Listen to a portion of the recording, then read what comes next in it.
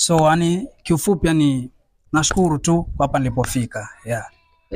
Kijana amesema amekutana na watu wengi mashuhuri katika hii Kenya yetu, alafu pia amepitia machungu sana, machungu ya watu wanakataa kumsapoti kwa sababu ya hizi stakabadhi zake za kuchora. Guys, support jamaa, tumsupportini. Huyu ndo artist wa Likoni peke yake, sijaona afaa peperushe bendera ya Mombasa tena.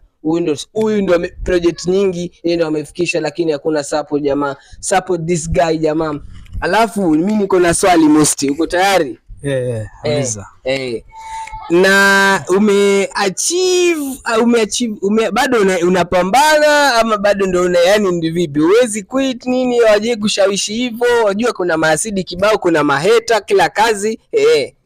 Kusema amesema, lakini bado mimi sijachoka, nitaendelea kupambana mpaka ile siku ambayo nitaona hapa nimefika. Na nani, nitaendelea kupambana mpaka ile siku nione pale ambapo nilikuwa napataka nimefika, kwa sababu mimi ni mtoto wa kiume.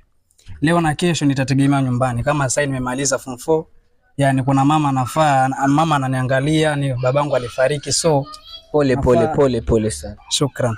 So mimi kama mtoto wa kiume, kulingana vile nimepata kujitambua kama niko na talent ya kuchora, natumia talent yangu kumsaidia mamangu nyumbani. Na mwenyewe pia dadangu aliolewa, so mimi bado ndo na take care mamangu, na pia kwa upande fulani namsaidia dadangu mara moja hapo. Asante sana Musti. Tufunge jambo la mwisho. Unaambiaje vijana wanakuangalia, vijana kama wewe wanakutambua, unawaambia nini yani?